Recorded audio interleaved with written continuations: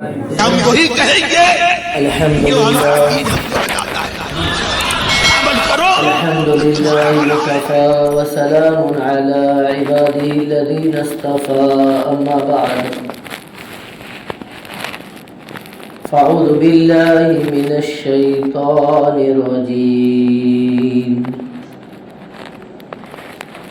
بسم الله الرحمن الرحيم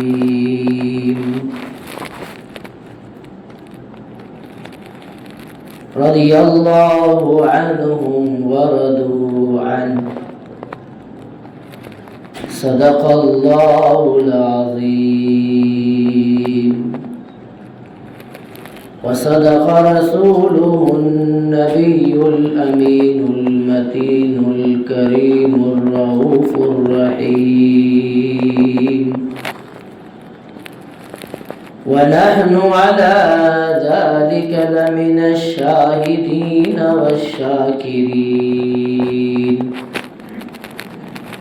والحمد لله رب العالمين. انتہائی عقیدت و احترام کے ساتھ اپنے اور ساری کائنات کے مرکزی عقیدت گنبد خضرا کے مکین حضور رحمت عالم نور مجسم شفیع امم نبی مکرم رسول محتشم فخر آدم و بنی آدم ارواحنا فدا حضور احمد مجتبی محمد مصطفیٰ صلی اللہ تعالی علیہ وسلم کے دربار اقدس و اطہر میں نذرانہ درود و سلام پیش کریں اور پڑھے اللہم صلی علی سیدنا مولانا محمد وسلم صلاۃ و سلام علیک یا رسول اللہ وسلم علیک یا حبیب اللہ. نور کی سرکار سے پایا دوشالہ نور کا، نور کی سرکار سے پایا دوشالہ نور کا، وہ مبارک تم کو ذوالنورین جوڑا نور کا.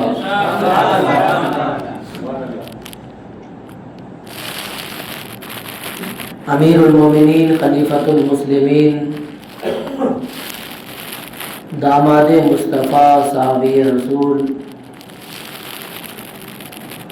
حضرت سیدنا عثمان غنی ذوالنورین رضی اللہ تعالی عنہ کی سیرت طیبہ کے چند گوشے آج کی اس مجلس مبارکہ میں ہم اور آپ سننے سنانے کی سعادتیں حاصل کریں گے.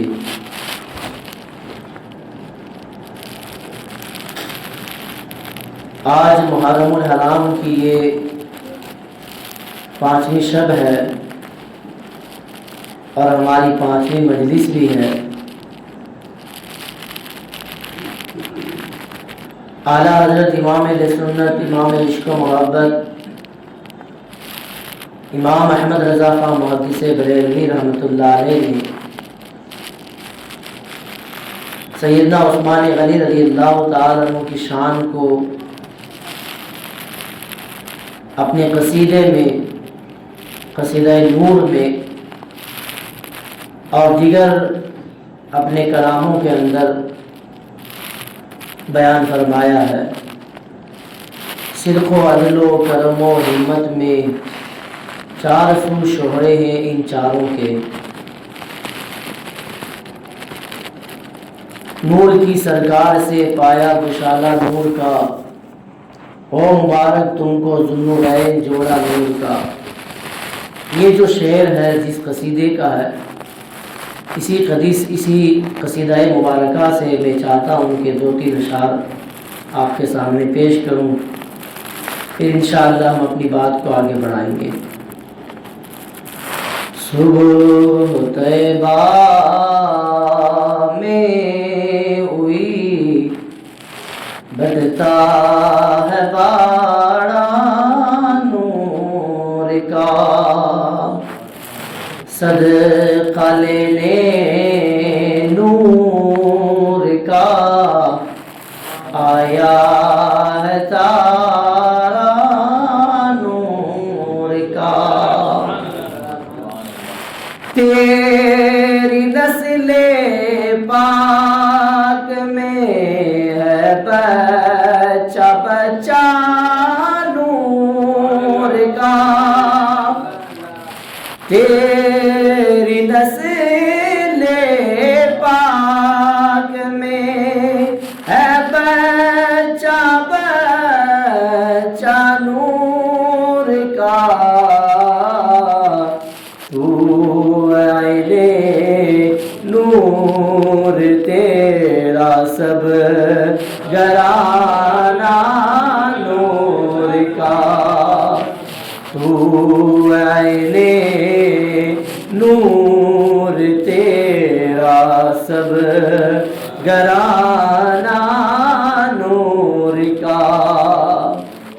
اور سیدہ فاطمہ کی ایسی شان اعلیٰ حضرت نے بیان کی ہے، میں سمجھتا ہوں کہ کسی اردو کے شاعر نے اپنے کلام کے اندر، اپنے اشعار کے اندر آج تک کسی نے بیان نہیں کی ہوگی۔ اعلیٰ فرماتے ہیں سیدہ فاطمہ کون ہیں؟ وہ ایک نور کی بیٹی ہیں اور ایک نور کی بیوی ہیں اور دو نور امام حسن اور امام حسین کی والدہ ہیں اور نور مطلق یعنی اللہ تعالیٰ کی کنیز ہے۔ ایک شعر کے اندر پوری تعریف اور ان کا پورا تعارف اعلیٰ حضرت نے بیان فرما دیا۔ نور بنتے نور زوجے نور نور نور نور بنتے نور زوجے نور نور نور نور مطلق کی کنیز اللہ دلہنا نور کا صبح طیبہ میں ہوئی بٹتا ہے باڑا چاند جھک جاتا جدھر انگلی اٹھاتے مہد میں۔ میرے آقا علیہ الصلوۃ والسلام ابھی بہت کم عمر کے اندر ہیں، پالنے کے اندر ہیں۔ حضور علیہ الصلوۃ والسلام زمین پر رہ کر اس بچپنے کے دودھ پینے کے زمانے میں چاند کی طرف یوں انگلی کرتے تھے تو جدھر حضور کی انگلی جاتی تھی چاند ادھر ہی جاتا تھا۔ اسی کو اعلیٰ بیان کر فرماتے ہیں کہ حضور نور ہے تو اللہ رب العزت نے چاند کو نور والا کھلونا بنا دیا تھا جو حضور کے اشاروں پر چلتا تھا۔ چاند جھک جاتا جدھر انگلی اٹھاتے مہد میں کیا ہی چلتا تھا اشاروں پر کھلونا نور کا، کیا ہی چلتا تھا اشاروں پر کھلونا نور کا۔ اور حضرت عثمان غنی کی شان نور کی سرکار سے پایا دوشالہ نور کا، نور کی سرکار سے پایا دوشالہ نور کا۔ او مبارک تم کو ذوالنورین جوڑا نور کا، او مبارک تم کو ذوالنورین نجوڑا نور کا اے رضا اچھے رضا مرشد رضا پیارے رضا اے رضا یہ احمد نوری کا فیض نور ہے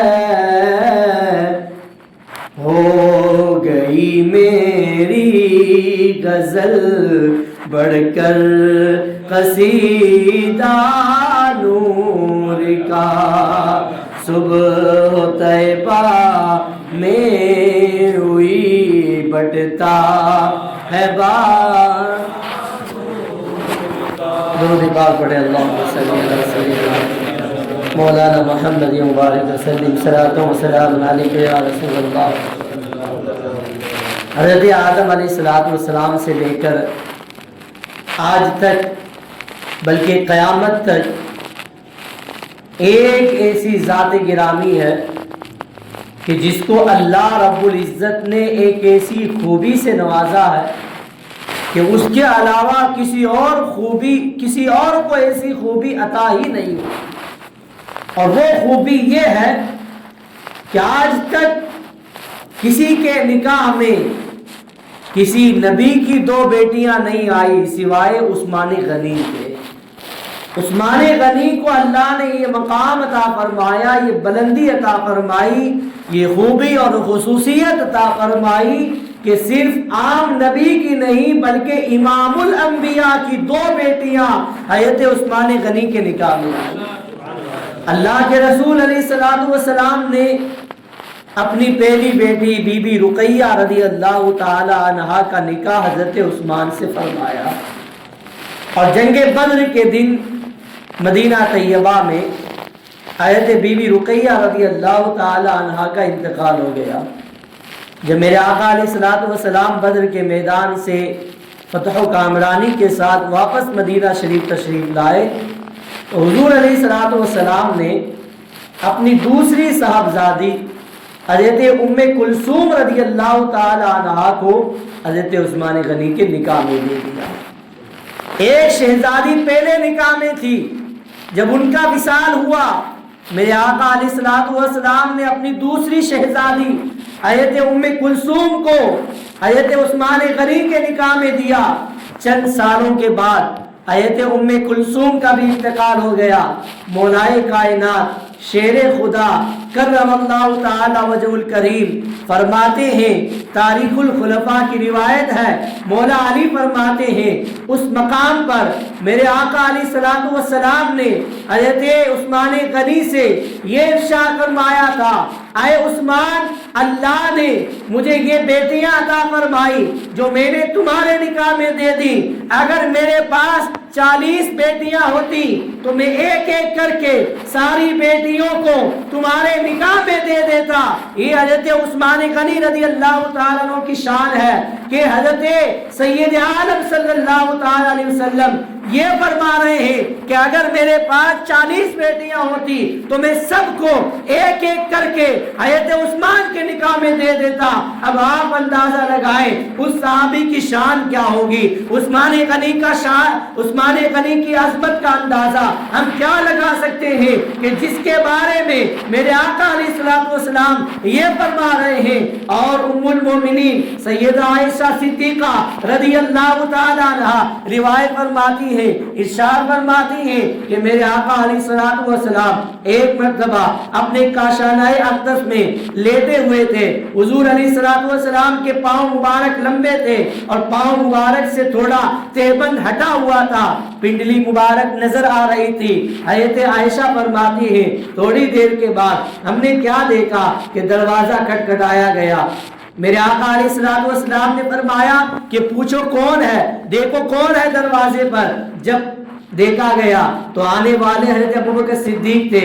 میرے آقا نے فرمایا آنے دو، ابو بکر کو اندر آنے دو۔ تھوڑی دیر کے بعد پھر دروازے پہ دستخط ہوئی، میرے آقا علیہ السلام نے فرمایا پوچھو کون ہے؟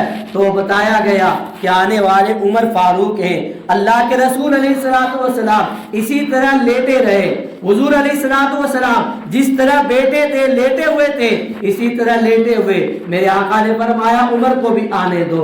جب آ گئے تھوڑی دیر کے بعد سیدہ عائشہ صدیقہ رضی اللہ تعالی عنہا فرماتی ہیں کہ پھر دروازہ کھٹکھٹایا گیا۔ میرے آقا علیہ السلام نے فرمایا کہ دیکھو کون آیا دروازے پر۔ جب حضور سے کہا گیا کہ آنے والے عثمان غنی ہیں، کیا آپ کی اجازت ہے کہ عثمان کو اندر آنے دیا جائے؟ میرے آقا علیہ السلام نے فرمایا رکو۔ حضرت عائشہ فرماتی ہیں حضور علیہ السلام نے اپنے پاؤں مبارک کو سمیٹ لیا، اپنی تہبند کو درست کر لیا اور ٹھیک سے بیٹھ گئے۔ اس کے بعد ارشاد فرمایا عثمان کو اب آنے دو، عثمان کو اب آنے دو۔ جب مجلس منعقد ہو گئے تھوڑی دیر کے بعد صحابہ کرام اللہ کے رسول علیہ السلام کے فرامین مقدس سن کر سارے صحابہ چلے گئے، مجلس ختم ہو گئی۔ ام المومنین سیدہ عائشہ فرماتی ہے میں نے حضور کی بارگاہ میں سوال کیا یا رسول اللہ میرے یہ بات سمجھ میں نہیں آئی کہ جب میرے والد گرامی حضرت ابوبکر صدیق آئے تھے آپ اسی طرح لیٹے رہے، جب عمر فاروق آئے تھے آپ اسی طرح لیٹے رہے، لیکن جب آنے والے عثمان غنی ہیں تو آپ نے فرمایا کہ عثمان کو روکو، اور پھر آپ صحیح سے بیٹھ گئے، آپ نے اپنے پاؤں کو سمیٹ لیا اور اپنی تیبل کو درست کر لیا، اس کے بعد عثمان کو آنے کی اجازت دی۔ کیا وجہ ہے؟ یہ معاملہ کیا ہے؟ ہماری سمجھ میں نہیں آیا۔ میرے آقا علیہ السلام نے فرمایا اے عائشہ سنو، عثمان میرا وہ صحابی ہے، ایسی حیا کرنے والا ہے، ایسی شرم و حیا والا ہے، ایسا پیکرے شرم و حیا ہے کہ عثمان سے اللہ کے فرشتے بھی حیا کرتے ہیں۔ اب بتاؤ جس سے اللہ کے فرشتے حیا کرتے ہیں کیا میں اس سے حیا نہ کروں؟ میں اس سے حیا نہ کروں؟ مجھے عثمان سے حیا آتی ہے، اس لیے میں پہلے صحیح سے بیٹھ گیا، تہبند کو درست کر لیا، اس کے بعد میں نے عثمان کو اندر آنے دیا۔ اللہ کے رسول علیہ السلام نے فرمایا میری امت کے اندر سب سے زیادہ حیا والا اگر کوئی ہے تو عثمان غنی ہے، سب سے زیادہ حیا والے حضرت عثمان غنی ہیں۔ اور عثمان غنی رضی اللہ تعالیٰ عنہ کی شان سنو، بہت ساری احادیث کریمہ آپ کی عظمت کو بیان کر رہی ہے، عثمان غنی کی بلندی اور مقام کو بیان فرما رہی ہے، بہت ساری احادیث کریمہ ہیں۔ میرے آقا علیہ السلام نے صلح حدیبیہ کے مقام پر بیعت رضوان فرمائی تھی، یعنی تمام صحابہ سے بیعت لی تھی ایک درخت کے نیچے، اور اس پورے واقعے کو اللہ رب العزت نے قرآن پاک کے 26ویں پارے میں بیان فرمایا ہے۔ یہ بیعت رضوان ہے، صلح حدیبیہ کے مقام پر ہوئی تھی۔ اللہ کے رسول علیہ السلام جب عمرہ کرنے کے لیے مدینہ طیبہ سے مکہ معظمہ آئے تھے تو جدہ سے جب ہم مکہ معظمہ جاتے ہیں تو راستے میں صلح حدیبیہ کا مقام آتا ہے، وہیں پر میرے آقا علیہ السلام نے قیام فرمایا، اور مشرکین مکہ کی جانب سے تمام صحابہ کو روک دیا گیا کہ کوئی بھی جو ہے اس وقت عمرہ کرنے کے لیے مکہ میں نہیں آ سکتا۔ اللہ کے رسول علیہ السلام نے اپنا قاصد بنا کر اپنی طرف سے کچھ باتیں اور گفتگو کرنے کے لیے حضرت عثمان غنی کو مکہ شریف بھیجا۔ مکہ شریف گئے ہوئے عثمان غنی، ادھر میرے آقا علیہ السلام نے اس وقت تمام صحابہ سے بیعت لی۔ اس بیعت کے اندر ہر ایک صحابی نے حضور کے ہاتھ پر ہاتھ دیا اور بیعت لی گئی۔ جب سارے صحابہ نے بیعت لے لی، آخر میں میرے آقا علیہ السلام نے فرمایا عثمان کی طرف سے میں بیعت کرتا ہوں۔ عثمان اللہ اور اس کے رسول کے کام کے لیے گیا ہوا ہے، حضور کے کام کے لیے گئے ہوئے تھے، حضور نے قاصد بنا کر بھیجا تھا، تو عثمان اللہ اور اس کے رسول کے کام کے لیے گئے ہوئے ہیں، لہذا عثمان کی طرف سے میں بیعت کرتا ہوں۔ اور بیعت اس طرح فرمائی کہ حضور نے اپنا ایک ہاتھ دوسرے ہاتھ میں رکھا اور عثمان کی طرف سے بیعت کی۔ فرمایا کہ یہ ہاتھ عثمان کا ہاتھ ہے اور میں عثمان کی طرف سے بیعت کرتا ہوں۔ تمام صحابہ کرام کے اندر آپ ان کی سیرت پڑھیں، ان کی زندگی پڑھیں، صرف یہ فضیلت اور یہ شان اور یہ خصوصیت حضرت عثمان غنی کو حاصل ہے کہ عثمان کے ہاتھ کو نبی نے اپنا ہاتھ قرار دیا۔ اور ادھر حضرت عثمان غنی جب مکہ شریف گئے ہوئے تھے تو ادھر یہ بات مشرکین مکہ کی جانب سے مشہور کر دی گئی کہ عثمان غنی کو شہید کر دیا گیا، لیکن یہ تو ایک افواہ تھی۔ جب حضرت عثمان غنی مکہ شریف پہنچ گئے، اس دور کے اندر جو جنگ کے قوانین ہوا کرتے تھے، رول ہوا کرتے تھے، ان رولز میں سے ایک رول یہ تھا کہ اگر کوئی قاصد بن کر بات کرنے کے لیے آتا تو اس کو قتل نہیں کیا جا سکتا۔ قاصد بن کر آیا، کوئی مسلمانوں کی طرف سے مشرکین کے پاس آیا تو اس کو وہ قتل نہیں کر سکتے، مشرکین کی جانب سے کوئی مسلمانوں سے بات کرنے کے لیے آیا ہے اس کو بھی وہ قتل نہیں کر سکتے، یہ قانون ہوا کرتا تھا۔ حضرت عثمان غنی رضی اللہ تعالیٰ عنہ جب مکہ شریف پہنچے تو حضرت عثمان غنی نے بہت ان لوگوں کو جو ہے بات منوانے کی کوشش کی کہ دیکھو اس بار تو ہم آ گئے ہیں مکہ شریف کے پاس ہی ٹھہرے ہوئے، اب تم لوگ جو ہے اس بار ہمیں عمرہ کرنے دے دو، عمرہ کرنے کے بعد ہم پرامن طریقے سے واپس چلے جائیں گے، ہم کوئی جنگ کے ارادے سے نہیں آئے۔ کفار گھبرا رہے تھے کہ مسلمان آئے ہیں تو شاید وہ جنگ کریں گے، لڑائی کریں گے اور وہ فوج بہت بڑی ہوگی ان کی، یہ ہوگا وہ ہوگا، لیکن حضرت عثمان غنی یہی بات کرنے کے لیے گئے تھے کہ اس بار ہم لوگ آ گئے ہیں تو ہمیں عمرہ کرنے دیا جائے، ہم عمرہ کریں گے، طواف کریں گے، صفا مروہ کی صحیح کریں گے، نمازیں پڑھیں گے اور واپس مدینہ چلے جائیں گے۔ تو ان لوگوں نے کہا کہ اے عثمان تم آ گئے ہو تو تم عمرہ کر سکتے ہو، لیکن تمہارے نبی اور باقی تمہارے ساتھیوں کو ہم اس بار عمرہ نہیں کرنے دیں گے۔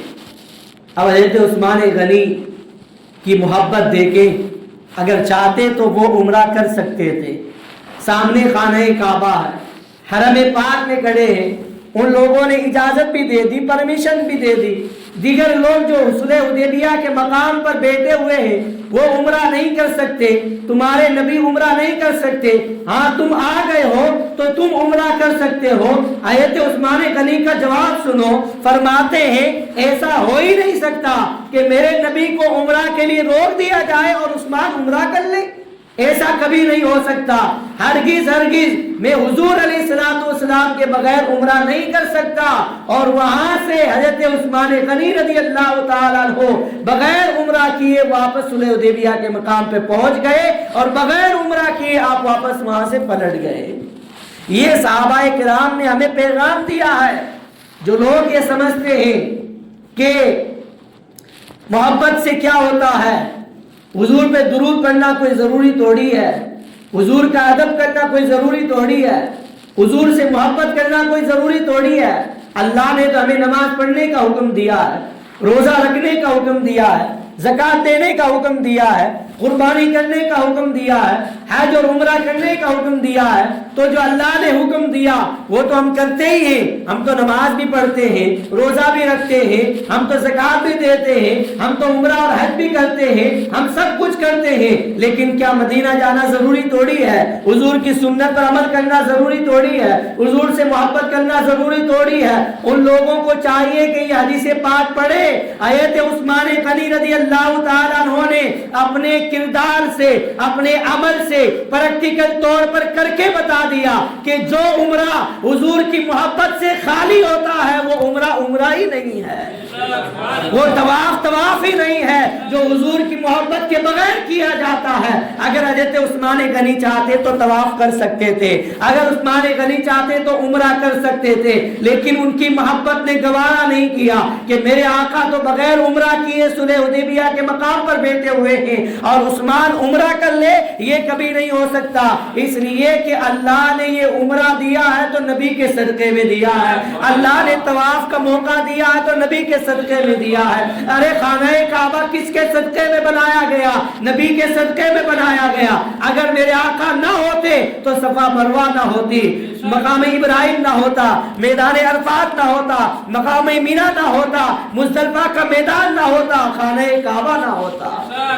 اعلیٰ حضرت فرماتے ہیں ہوتے کہاں خلیل و بنا کعبہ و مینا، ہوتے کہاں خلیل و بنا کعبہ و مینا، لولاک والے صاحبی سب تیرے گھر کی ہے. یا رسول اللہ آپ نہ ہوتے تو نہ کعبہ ہوتا، نہ خلیل ابراہیم علیہ السلام کا جو مقام ابراہیم ہے نہ مقام ابراہیم ہوتا، نہ مطاف ہوتا، نہ مینا کا میدان ہوتا. اس لیے کہ ساری چیزیں اللہ رب العزت نے ہمیں عطا فرمائی ہے تو نبی کے صدقے میں عطا فرمائی. زمین و زمان تمہارے لیے، مکین و مکان تمہارے لیے، چنین و چنا تمہارے لیے، بنے دو جہاں تمہارے لیے. یہ ساری چیزیں حضور کے لیے بنائی گئی. اور اسی بات کو پریکٹیکل طور پر حضرت عثمان غنی نے کر کے بتایا کہ وہ عمرہ نہیں ہے، وہ طواف نہیں ہے، وہ حج نہیں ہے جو نبی کی محبت کے بغیر ادا کیا جاتا ہے. یہ ساری چیزیں ضروری ہے.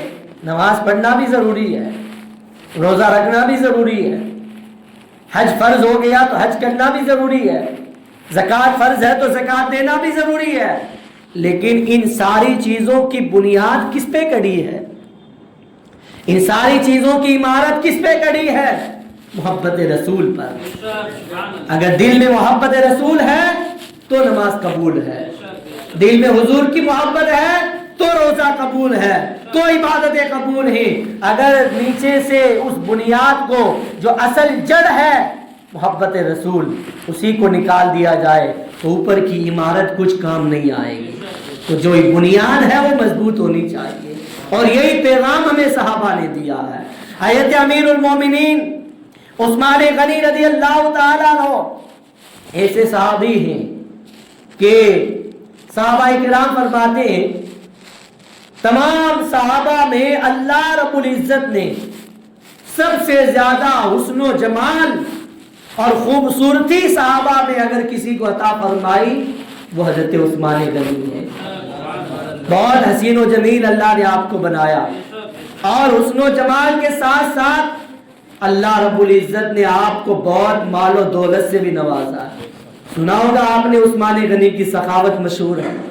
بہت بڑے سخاوت کے تاجدار اور بہت بڑے سخی، اتنے سخی کہ ایک مرتبہ اللہ کے رسول علیہ السلام کو اپنے گھر میں دعوت کے لیے بلایا. اللہ کے رسول علیہ السلام اپنے صحابہ کے ساتھ حضرت عثمان غنی کی دعوت پر عثمان غنی کے گھر میں تشریف لے جا رہے ہیں. پیچھے حضرت عثمان غنی چل رہے ہیں اور جہاں جہاں زمین پر میرے آقا علیہ السلام کے نقش قدم بن رہے ہیں عثمان ان نقش قدم کو شمار کر رہے ہیں، ہر ایک حضور کے قدم کو گن رہے ہیں. میرے آقا علیہ السلام نے فرمایا عثمان کیا کر رہے ہو؟ عرض کیا یا رسول اللہ آپ کے نقش قدم کو گن رہا ہوں. اور حضرت عثمان غنی رضی اللہ تعالیٰ عنہ کے گھر تک حضور علیہ السلام کے جتنے نقش قدم بنے حضرت عثمان غنی نے اسی دن اتنے غلام آزاد کر دیے. یہ بہت بڑی سخاوت کی بات ہے. اور غزوہ تبوک یہ ایک ایسے وقت میں آیا تھا کہ جب مسلمانوں کے پاس مال و دولت بہت کم تھا. مدینہ طیبہ میں قحط سالی کا عالم تھا. صحابہ کرام کے پاس غربت اور تنگی کا سال تھا. اسی لیے اسے جیش العسرہ یعنی تنگی والی جنگ بھی کہا جاتا ہے. غزوہ تبوک کے موقع پر میرے آقا علیہ السلام نے صحابہ کرام کو جمع فرمایا اور اللہ کی راہ میں خیرات کرنے کی ترغیب دلائی. صحابہ کرام علیہ السلام صحابہ کرام رضوان اللہ تعالی علیہ اجمعین کے اندر اللہ کے رسول علیہ السلام نے جذبہ پیدا فرمایا کہ اللہ کی راہ میں خیرات کرو، تمہارے گھر میں جو کچھ بھی ہے وہ لے کر آؤ تاکہ اس جنگ کے لیے اس غزوہ کے لیے کچھ سامان ہمارے پاس تیار ہو جائے. حضور علیہ الصلوۃ والسلام نے سب سے پہلے جب ترغیب دلائی، تمام صحابہ میں حضرت عثمان غنی کھڑے ہوئے، عرض کرتے ہیں یا رسول اللہ 100 اونٹ ساز و سامان کے ساتھ میری طرف سے۔ پھر حضور علیہ الصلوۃ والسلام منبر پر بیٹھے، پھر آپ نے ترغیب دلائی، صحابہ کرام کے حوصلے بڑھائے، جذبہ صحابہ کرام کا پیدا فرمایا۔ دوسری بار پھر حضرت عثمان غنی کھڑے ہوئے، یا رسول اللہ 200 اونٹ ساز و سامان کے ساتھ میری طرف سے اس جنگ میں۔ تیسری بار پھر حضور نے ترغیب دلائی، پھر حضرت عثمان غنی کھڑے ہوئے، یا رسول اللہ 300 اونٹ ساز و سامان کے ساتھ میں اللہ کی راہ میں خرچ کرتا ہوں، اس جنگ میں دیتا ہوں۔ اس کے بعد اس حدیث پاک کے جو راوی ہیں حضرت عبد الرحمن رضی اللہ تعالیٰ، وہ فرماتے ہیں اللہ کے رسول علیہ الصلوۃ والسلام منبر سے نیچے اترتے جاتے ہیں اور یہ فرماتے جاتے ہیں کہ آج کے بعد عثمان کو کوئی عمل نقصان نہیں پہنچائے گا، آج کے بعد عثمان کا کوئی عمل عثمان کو نقصان نہیں پہنچائے گا۔ 2 مرتبہ حضور نے فرمایا، یعنی آج کے بعد یہ خیرات کرنے کے بعد، یہ خرچ کرنے کے بعد، یہ سخاوت کرنے کے بعد عثمان کوئی بھی کام کرے گا اسے کوئی کام نقصان نہیں پہنچائے گا۔ اللہ کے رسول علیہ الصلوۃ والسلام نے یہ فرمایا، اور ایک روایت کے مطابق حضور علیہ الصلوۃ والسلام نے فرمایا عثمان نے جنت خرید لی ہے، عثمان نے جنت خرید لی ہے، اور 1 مرتبہ نہیں 2 مرتبہ خریدی ہے۔ 1 مرتبہ تو اس غزوہ تبوک کے موقع پر بار بار اپنے اونٹوں کی قربانی اور بہت سارا ساز و سامان خرچ کر کے عثمان نے جنت کو خرید لیا، اور دوسری مرتبہ مدینہ طیبہ میں جب لوگوں کے پاس پینے کا پانی نہیں تھا، مدینہ طیبہ کے لوگ جو ہے حضرت عثمان غنی رضی اللہ تعالیٰ عنہ کہ اس وقت جب اللہ رب العزت نے عثمان غنی کو بہت نوازا تھا، پورے مدینے میں ایک کنواں تھا، وہ بھی ایک یہودی کے قبضے میں تھا۔ اب وہ یہودی موقع کا فائدہ اٹھا رہا ہے، مسلمان جب خریدنے کے لیے جا رہے ہیں تو بہت بڑے بڑے اور قیمتی داموں میں وہ پانی بیچ رہا ہے۔ اب مسلمان جن کے پاس مال و دولت نہیں ہے وہ اپنا تھوڑا تھوڑا سامان بیچ کر پانی خرید کر لا رہے ہیں، اپنے جانوروں کے لیے، اپنے بال بچوں کے لیے، اپنے گھروں میں استعمال کے لیے۔ اب یہودی موقع کا فائدہ اٹھا رہا ہے۔ حضرت عثمان غنی رضی اللہ تعالیٰ عنہ نے اس یہودی کو جو ہے ایک آپشن دیا کہ اگر تو چاہے تو یہ اپنا کنواں مجھے خرید لے، تو کتنی قیمت مانگتا ہے؟ منہ مانگی قیمت تجھے دی جائے گی، یہ کنواں تو مجھے بیچ دے، میں خرید رہا ہوں تیرے کنویں کو۔ یہودی نے کہا کہ میں پورا کنواں تو نہیں بیچ سکتا، ہاں آدھا کنواں جو ہے آپ لے سکتے ہیں۔ حضرت عثمان غنی رضی اللہ تعالیٰ عنہ نے ایک خطیر رقم اللہ کی راہ میں پھر صدقہ کی اور خرچ کر کے جو ہے اس یہودی سے آدھا کنواں خرید لیا۔ اب آدھا کنواں جب خرید لیا تو اس کو پینے کا انداز کیا ہوگا، مسلمانوں میں تقسیم کا انداز کیا ہوگا؟ اس کے لیے یہ طے ہوا کہ ایک دن وہ کنواں یہودی کے قبضے میں رہے گا اور ایک دن حضرت عثمان کے قبضے میں رہے گا۔ جس دن یہودی کے قبضے میں رہے گا یہودی اپنے پانی کو بیچ سکتا ہے، جس دن حضرت عثمان غنی کی باری آئے گی ان کے قبضے میں آئے گا، اس دن حضرت عثمان غنی نے اعلان کر دیا جس کو جتنا پانی چاہیے وہ فری میں یہاں سے پانی لے جا سکتا ہے۔ عثمان غنی نے کنواں خرید کر فری میں مسلمانوں کے لیے وقف کر دیا۔ اب یہودی تو یہ سوچتا تھا کہ ایک دن عثمان غنی کے پاس رہے گا تو لوگ کتنا پانی بھریں گے، دوسرے دن میرے پاس ہی آنا ہے، میں پھر لوگوں کو جو ہے بہت بڑی بڑی رقم لگا کر لوگوں کو پانی بیچوں گا۔ لیکن حضرت عثمان غنی کی اس حکمت عملی سے یہودی اتنا رسوا ہوا کہ جس دن حضرت عثمان غنی کی باری آتی سارے مدینہ کے لوگ حضرت عثمان غنی کے باری والے دن اپنے پانی بھر لیتے تھے، اور جب یہودی کی باری آتی تھی کوئی پانی خریدنے نہیں جاتا تھا۔ اب یہودی رسوا ہوا، ذلیل ہوا، اور آدھا کنواں جو بچا تھا وہ بھی اس نے حضرت عثمان غنی کو بیچ دیا۔ اب حضرت عثمان غنی نے اعلان کیا کہ جس کو جب پانی چاہیے کسی بھی وقت وہ میرے کنویں سے پانی لے جا سکتا ہے، اس کے لیے اسے نہ کوئی رقم دینی ہے نہ کوئی قیمت دینی ہے۔ اس طرح انہوں نے اس کنویں کو خرید کر سارے مدینہ کے لوگوں کے لیے اللہ اور اس کے رسول کی رضا کے لیے وقف کر دیا۔ میرے آقا علیہ الصلوۃ والسلام نے فرمایا عثمان نے دوسری مرتبہ جنت خرید لی ہے، دو مرتبہ عثمان نے جنت خرید لی ہے۔ یہ حضرت عثمان غنی کی سخاوت کا عالم ہے۔ اسی لیے میں کہتا ہوں جب ہم اللہ رب العزت کی بارگاہ سے اپنا مال مانگے، مال و متاع مانگے، مال و دولت مانگے، اے اللہ ہمیں مال و دولت سے نواز، اے اللہ ہمیں روزی دے، روزی میں برکت دے، تو اس کے ساتھ ساتھ ہمیں یہ بھی مانگنا چاہیے اے اللہ حضرت عثمان غنی جیسی سخاوت بھی عطا فرما۔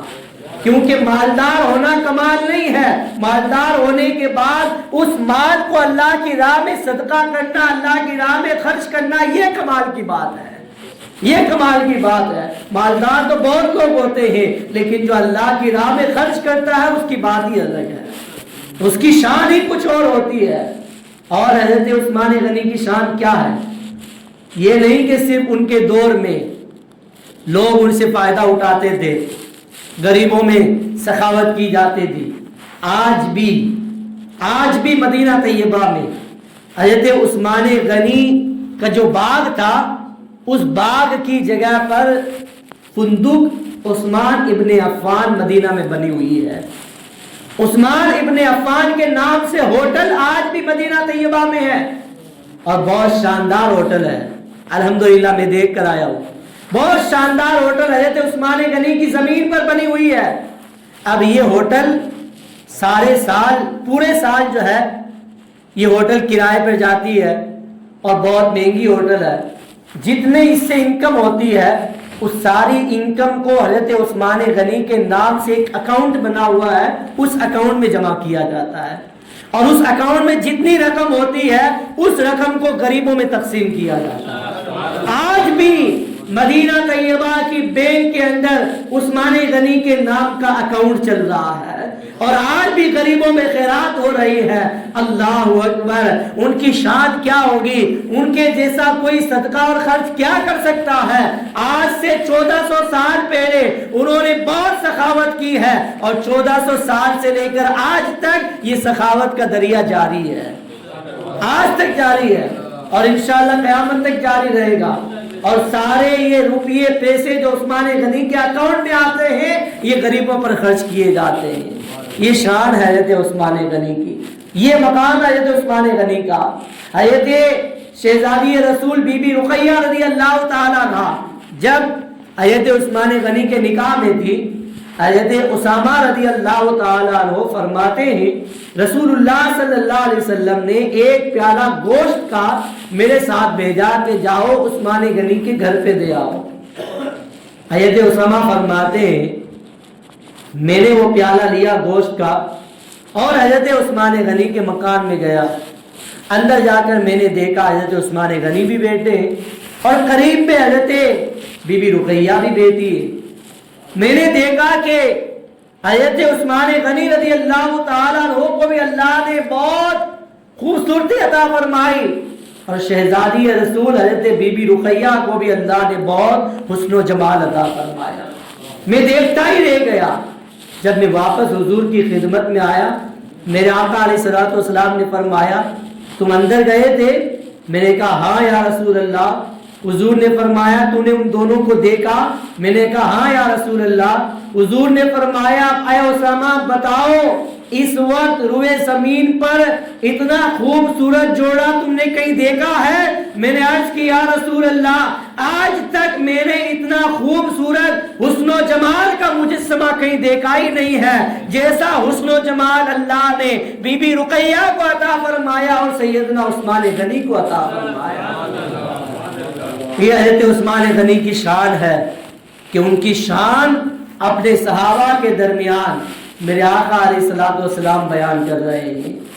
یہ جو واقعہ ہے یہ اس وقت کا ہے جب آیت حجاب نازل نہیں ہوئی تھی، یعنی پردے کا حکم نازل نہیں ہوا تھا۔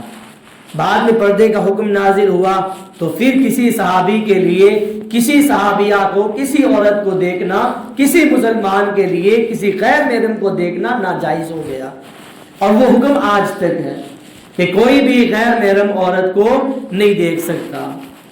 تو یہ جو حضرت اسامہ رضی اللہ تعالیٰ عنہ نے بی بی رقیہ کو دیکھا، حضرت عثمان غنی کو دیکھا، تو یہاں میں یہ وضاحت کر دوں کہ یہ حکم کب کا ہے؟ جب پردے کا حکم نازل نہیں ہوا تھا، یہ واقعہ تب کا ہے۔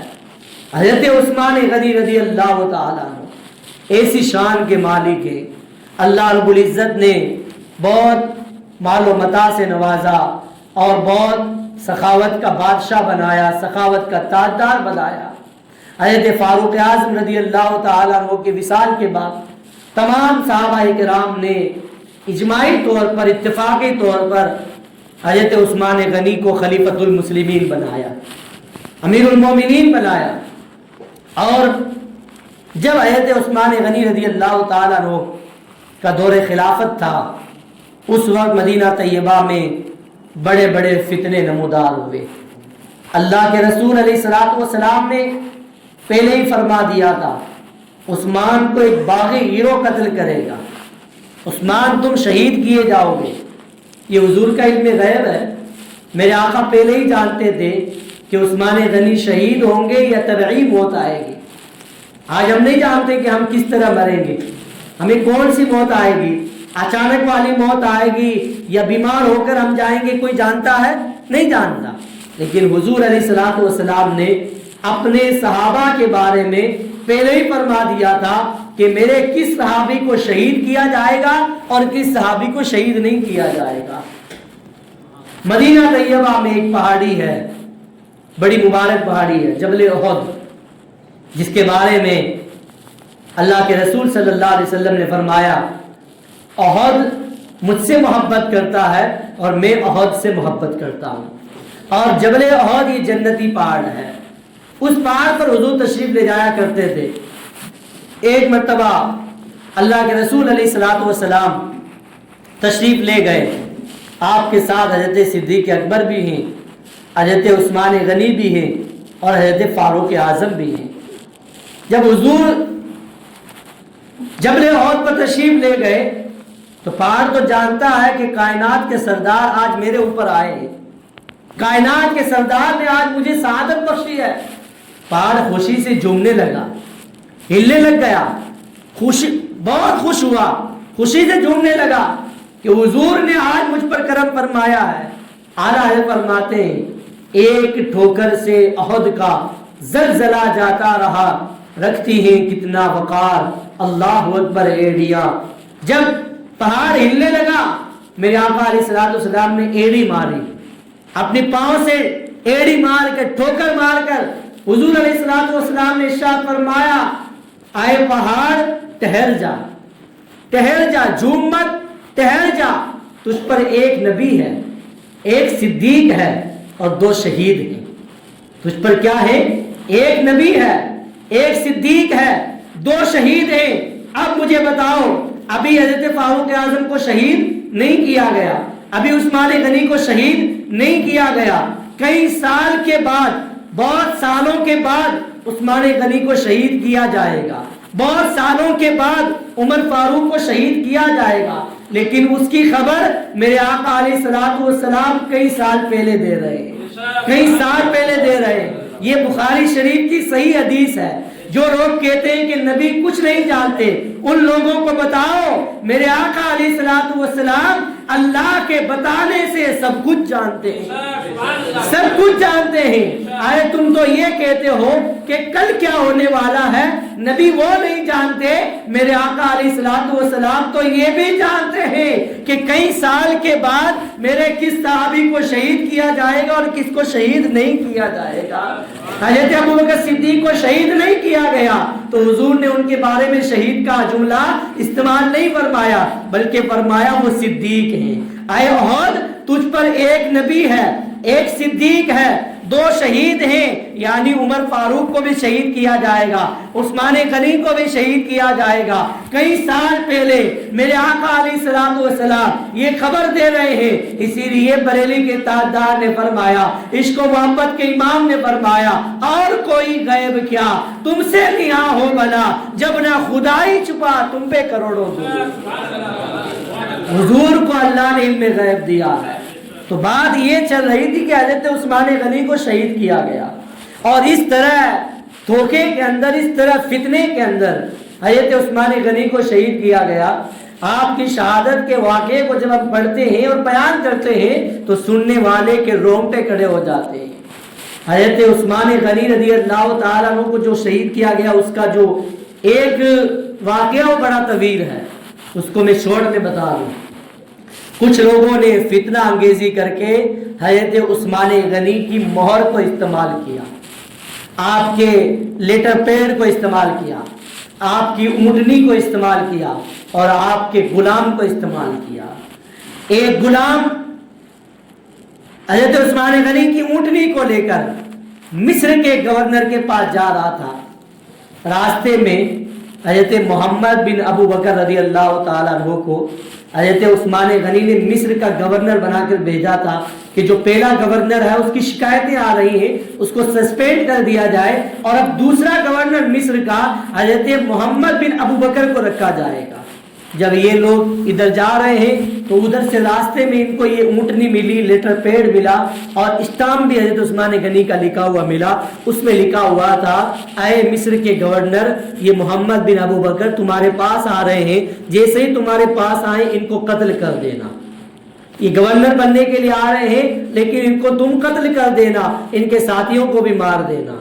تو لوگوں نے جب یہ قافلہ نکلا ادھر سے اور ادھر سے جنگل کے اندر، ان کو جو ہے یہ غلام نظر آ گیا۔ غلام کی تلاشی لی گئی تو دیکھا کہ غلام بھی عثمان غنی کا، اونٹنی بھی عثمان غنی کی، لیٹر بھی عثمان غنی کا، اسٹامپ بھی عثمان غنی کا، مہر بھی عثمان غنی کی۔ اس میں یہ لکھا ہوا ہے کہ محمد بن ابو بکر کو قتل کر دیا جائے، جبکہ حضرت عثمان غنی نے خود محمد بن ابو بکر کو مصر کا گورنر بنا کر بھیجا ہے۔ ان لوگوں نے جب یہ لیٹر پیڈ دیکھا تو ان کے پیروں تلے زمین کھسک گئی۔ فوراً یہ لوگ واپس پلٹے مدینہ طیبہ آئے اور انہوں نے حضرت عثمان غنی کے گھر کا محاصرہ کر لیا، گھر کو گھیر لیا۔ اے عثمان غنی، بتاؤ یہ لیٹر کس نے لکھا ہے؟ یہ لیٹر کس کا ہے؟ یہ اونٹنی کس کی ہے؟ یہ غلام کس کا ہے؟ یہ مہر کس کی ہے؟ حضرت عثمان غنی رضی اللہ تعالیٰ عنہ نے فرمایا، یہ غلام بھی میرا ہے، اونٹنی بھی میری ہے اور یہ لیٹر پیڈ بھی میرا ہے، یہ اسٹامپ بھی میرا ہے، لیکن اس میں جو میٹر لکھا ہوا ہے وہ میٹر میرا نہیں ہے۔ آپ نے فرمایا جو لکھا ہوا یہ میرا نہیں ہے، اس کو کسی نے استعمال کیا ہے۔ لوگ سمجھ گئے تھے کہ یہ مروان کا کام ہے۔ مروان ایک بہت فتنہ پرور شخص تھا جو حضرت عثمان غنی کے دربار میں رہتا تھا۔ لوگ سمجھ گئے تھے کہ عثمان غنی سچ بول رہے ہیں، ان کے اس لیٹر پیڈ کو، اونٹنی کو اور ان کی جو ہے ساری چیزوں کو استعمال کیا گیا ہے۔ حضرت عثمان غنی رضی اللہ تعالیٰ عنہ بہت نرم مزاج تھے۔ لوگوں نے کہا کہ یا تو آپ جو ہے مروان کو ہمارے حوالے کر دو یا پھر جو ہے خود شہید ہونے کے لیے تیار ہو جاؤ۔ حضرت عثمان غنی رضی اللہ تعالیٰ عنہ مدینہ طیبہ سے اتنی محبت فرمانے والے تھے، آپ جانتے تھے کہ اگر مروان کو ان کے حوالے کر دیا جائے تو یہ لوگ مروان کو قتل کر دیں گے، اور میں نہیں چاہتا کہ میرے آقا علیہ الصلوۃ والسلام کے مقدس شہر میں قتل و غارت گری کی جائے، کسی مسلمان کو قتل کیا جائے۔ خون خرابہ آپ کو پسند نہیں تھا، بہت نرم مزاج تھے، بہت نرم مزاج تھے، بہت سادہ انسان تھے۔ آپ نے مروان کو ان کے حوالے نہیں کیا تو ان لوگوں نے آپ کے گھر کو گھیر لیا۔ 40 دن تک حضرت عثمان غنی کے گھر کا محاصرہ کیا گیا۔ وہ لوگ اندر جانے کی کوشش کرتے تھے لیکن دروازے پر حضرت مولا علی نے امام حسن اور امام حسین کو تلواریں دے کر کھڑا کر دیا تھا کہ جاؤ عثمان کے دروازے پہ کھڑے ہو جاؤ، خبردار کوئی بلوائی، کوئی باغی عثمان کے گھر میں داخل نہیں ہونا چاہیے۔ حضرت مولا علی نے تلواریں دے کر حسنین کریمین کو جو کھڑا کیا عثمان کے دروازے پر، آج تک مسلمانوں کے لیے میسج دے دیا کہ سچا حسینی وہی ہے جو صحابہ کا دفاع کرتا ہے، جو صحابہ کے لیے کھڑا ہو جاتا ہے، جو صحابہ کے لیے اپنی آواز کو بلند کرتا ہے، صحابہ کے لیے دشمنوں کا مقابلہ کرتا ہے۔ سچا حسنی حسینی وہی ہے، کیونکہ امام حسن اور امام حسین نے حضرت عثمان غنی کی حفاظت کی تھی۔ 40 دن کا محاصرہ کیا گیا۔ 40 دن تک حضرت عثمان غنی کے گھر میں دانا پانی بھی بند کر دیا گیا۔ نہ پانی پہنچنے دیا جاتا نہ کھانا پہنچنے دیا جاتا، بس اندر جو پانی تھا جو کھانا تھا وہی استعمال ہوا۔ اور اندر حضرت عثمان غنی ہے، گھر کے اندر آپ کی زوجہ محترمہ حضرت بی بی نائلہ رضی اللہ تعالیٰ عنہا ہے۔ اب آپ غور کریں کہ مدینہ طیبہ میں جو کنواں عثمان غنی نے اپنی ذاتی رقم سے خرید کر مسلمانوں کے لیے فری میں تقسیم کر دیا تھا، اسی کنویں کا پانی اسی عثمان پہ بند کر دیا گیا۔ کتنے بڑے افسوس کی بات ہے۔ حضرت عثمان غنی نے اپنے ذاتی پیسے سے خریدا تھا اس کنویں کو، لیکن ایک وقت ایسا آیا کہ ان کے دور خلافت کے اندر، جبکہ وہ بادشاہ وقت ہیں، حاکم وقت ہیں، اور آپ نے اپنے دور خلافت کے اندر کئی ممالک کو بھی فتح فرمایا، اتنے بڑے خلیفہ ہیں، اگر ایک اشارہ فرماتے سارے بلوائیوں کا کام تمام ہو جاتا، سارے باغیوں کا کام تمام ہو جاتا، لیکن عثمان غنی نہیں چاہتے تھے کہ مدینہ طیبہ میں خون خرابہ ہو، مدینہ طیبہ میں لڑائی ہو، نہیں چاہتے تھے، اس لیے آپ خاموش رہے، پانی بند کر دیا گیا، محاصرہ کیا گیا۔ اسی لیے تو میں کہتا ہوں جہاں ہم امام حسین اور امام حسن کے نام کی سبیل لگاتے ہیں، لوگوں کو پانی پلاتے ہیں، وہیں ہمیں دوسری جانب حضرت عثمان غنی کے نام کی بھی سبیل لگانی چاہیے۔ ان پہ بھی پانی بند کیا گیا تھا، جس طرح کربلا میں امام حسین پہ پانی بند کیا گیا، مدینہ طیبہ میں عثمان غنی پہ پانی بند کیا گیا تھا۔ امام حسین پر کربلا میں 3 دن پانی بند کیا گیا، مدینہ طیبہ میں حضرت عثمان غنی پر 40 دن پانی بند کیا گیا۔ پھر حضرت عثمان غنی رضی اللہ تعالیٰ عنہ کے مکان کے پچھلے حصے سے کچھ دشمن آپ کے گھر میں چڑھے، اندر گئے اور محمد بن ابو بکر حضرت عثمان غنی کے سینے پہ سوار ہو گئے۔ یہ حضرت ابو بکر صدیق رضی اللہ تعالیٰ عنہ کے شہزادے حضرت عثمان غنی رضی اللہ تعالیٰ عنہ کی داڑھی پکڑ لی۔ حضرت عثمان غنی نے فرمایا اے محمد بن ابو بکر، آج حضرت ابو بکر صدیق موجود ہوتے تو ہرگز تجھے یہ کرنے نہیں دیتے، تجھے یہ کام نہیں کرنے دیتے کہ تو ایک صحابی کے سینے پہ سوار ہو گیا، تو حضور کے داماد پہ سوار ہو گیا، تو ایک اپنے وقت کے حاکم وقت اور خلیفۃ المسلمین اور امیر المومنین کے سینے پہ سوار ہو گیا۔ جب آپ نے یہ فرمایا تو حضرت محمد بن ابو بکر فوراً وہاں سے ہٹ گئے اور وہاں سے باہر نکل گئے۔ اسی لیے علماء فرماتے ہیں حضرت عثمان غنی کی شہادت میں دیگر باغیوں اور بلوائیوں کا رول ہے، حضرت محمد بن ابو بکر کا اس میں کوئی حصہ نہیں ہے۔ جب حضرت ابو صدیق کا نام لیا گیا تو وہ ہٹ گئے۔ جب حضرت عثمان غنی رضی اللہ تعالیٰ عنہ کے پاس سے حضرت محمد بن ابو بکر ہٹے، دیگر باغی جو پاس میں موجود تھے انہوں نے فوراً حملہ کیا۔ آپ قرآن پاک کی تلاوت کر رہے تھے، قرآن پاک پاس میں رکھا ہوا تھا۔ جب آپ کو شہید کیا گیا، آپ کا خون جب جسم مبارک سے نکلا تو سب سے پہلے قرآن پاک کے اوراق پر گرا تھا۔ آج بھی یہ قرآن پاک ترکی کے میوزیم میں رکھا ہوا ہے، جس قرآن پاک پر حضرت عثمان غنی رضی اللہ تعالیٰ عنہ کے خون کے دھبے بنے ہوئے ہیں۔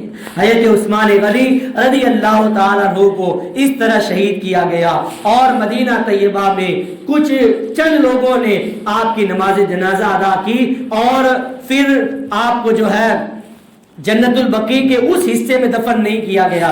یعنی ایک تو پہلے ظلم کیا گیا اور آپ کی شہادت کے بعد بھی ایک اور آپ پر ظلم کیا گیا۔ کون سا ظلم کیا گیا؟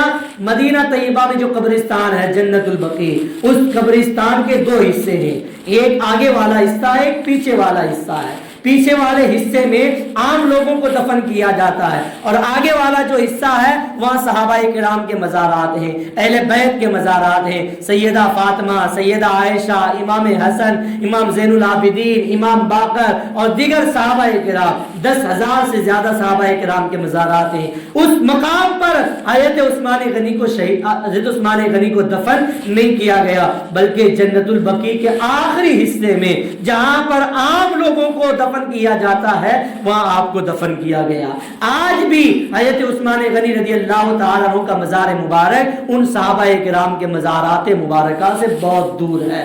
جنت البقیع سے جب پچھلے حصے سے جا کے جب ہم زیارت کرتے ہیں تو وہاں سے حضرت عثمان عثمان غنی کا مزار مبارک ہمیں نظر آتا ہے. یعنی شہادت سے پہلے بھی ان پر ظلم و ستم کیا گیا اور شہادت کے بعد بھی ان کے جسم مبارک کے ساتھ اتنا بڑا ظلم کیا گیا.